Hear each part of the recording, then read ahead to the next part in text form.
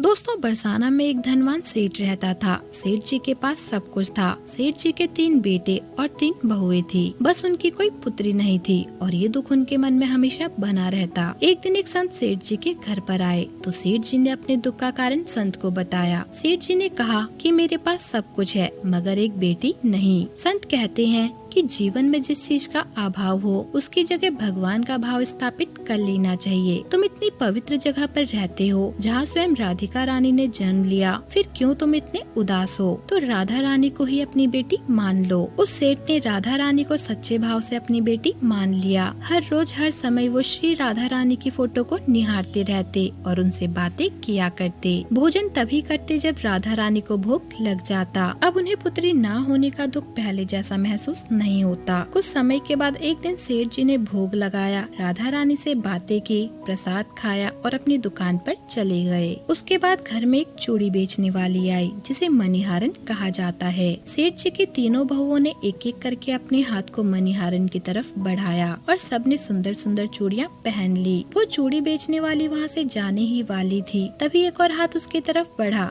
चूड़ी वाली ने उसे भी चूड़ियाँ पहना दी, ये सोचकर कि शायद सेठ जी के घर में कोई मेहमान आई होंगी। खैर, चूड़ी वाली ने पैसे लेने के लिए सेठ जी की दुकान पर पहुंचने का निर्णय लिया। चारों स्त्रियों को चूड़ियां पहनाकर और सेठ जी से उसने ठीक 4 स्त्रियों के चूड़ी पहनाने के पैसे मांगे। सेठ जी कहते हैं कि चूड़ियों का दाम बढ़ गया है क्या? चूड़ी वाली कहती है, नहीं सेठ जी, 3 स्त्रियों के बजाय आज 4 स्त्रियों को चूड़ियां पहनाकर आ रही हूँ। सेठ जी कहते हैं कि अरे, लेकिन मेरे घर में तो सिर्फ मेरी 3 बहुएं ही तो हैं। और सिर्फ 3 स्त्रियों के चूड़ियों के पैसे देकर मणिहारन को वहाँ से जाने के लिए कह देते हैं। मणिहारन 3 स्त्रियों की चूड़ी के पैसे लेकर वहाँ से चली जाती है। सेठ जी इस बात को भूल गए। वो घर आए और राधा रानी को भोग लगाया और सो गए। जब वो सो गए तो उनके सपने में राधा रानी आई। राधा रानी बेहद ही उदास थी। राधा को अपनी बेटी मान चुके सेठ जी ने पूछा कि पुत्री, तुम्हारी उदासी और मायूसी का क्या कारण है? तब वो कहती है कि पिताजी, आज घर में चूड़ी पहनाने वाली आई थी, मैंने भी उससे चूड़ियाँ पहनी, लेकिन आपने सिर्फ अपनी 3 बहुओं का ही मोल चुकाया, अपनी बेटी का नहीं। वो कहती है कि ऐसी क्या मजबूरी आ गई थी पिताश्री कि 4 चूड़ियों के लिए आप मुझे भूल गए? ये सुनकर सपने में ही सेठ जी की आंखों से आंसुओं की धारा बहने लगी। राधा रानी ये बोलते बोलते सेठ जी के सामने ही फूट फूट कर रोने लगी। और सेठ जी जैसे ही अगली सुबह होती है, सबसे पहले चूड़ी वाली के घर पर पहुंचते हैं और चूड़ी वाली से बोलते हैं कि तुम्हारा भाग्य कितना अच्छा है, तुम धन्य हो चूड़ी वाली। चूड़ी वाली को कुछ समझ नहीं आता। सेठ जी बोले कि मैंने राधा रानी को अपनी बेटी माना, लेकिन अभी तक उनके दर्शन मुझे नहीं हुए